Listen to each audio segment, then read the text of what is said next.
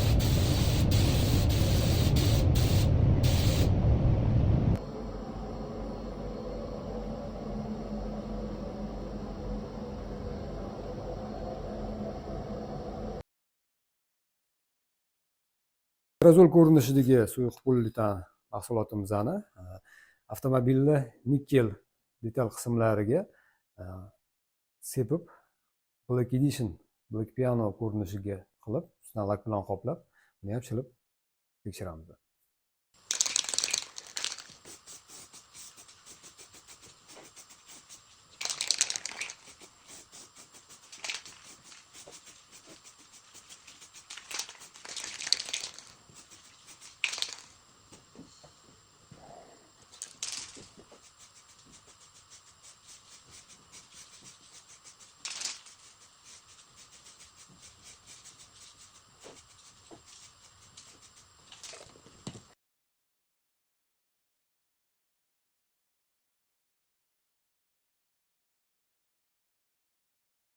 O'rtoqlar, mahsulotlarimizni sepib tugatdik. Endi yaxshilab qurigandan keyin shilib ko'rsatamiz.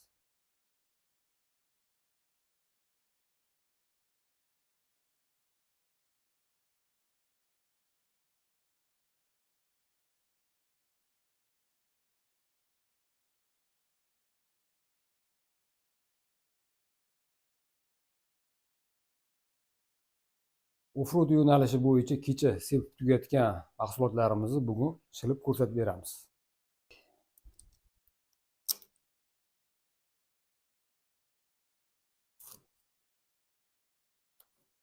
Shundoq holatda ishlanyapti.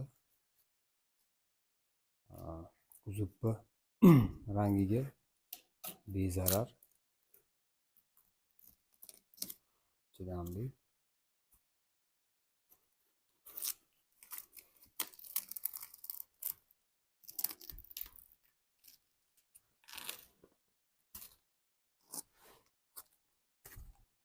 O'rtoqlar, mana bu juda yangi mahsulot.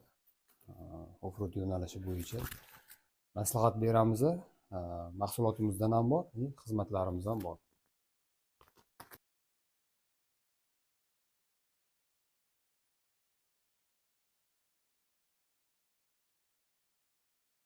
Ikkinchi yo'nalishimiz rangli va rangsiz qoplama hisoblanadi.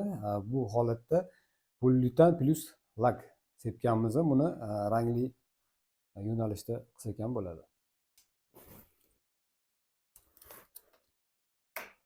Bu ham shilinishlari. Mahsulotni qalinligi, sloyi qancha ko'p bo'lsa, shilinishi shuncha oson bo'ladi. Bu yerda 4 sloy poliuretan, 3 sloy lak sepilgan.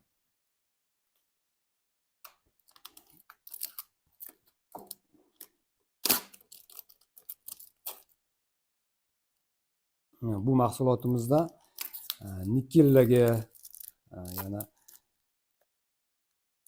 fara, облицовка,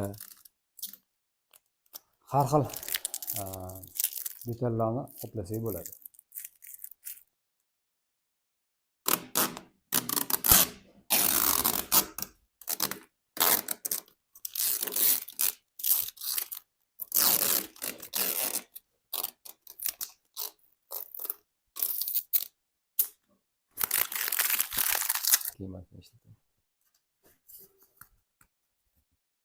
Uchinchi yo'nalishimiz aerozol yo'nalishi.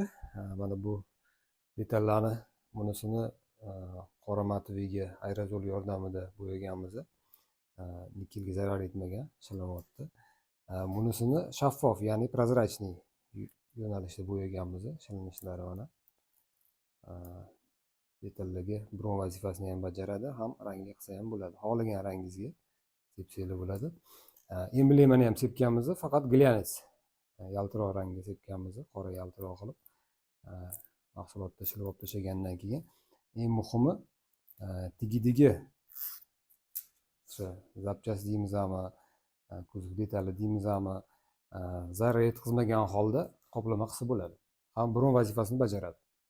Aerozol yo'nalishimizda hech qanday оборудование shart bo'lmaydi. Uy sharoitida o'zingizlar ham sotib olib, o'zingizlar ham bu qoplamani ishlatsanglar bo'ladi.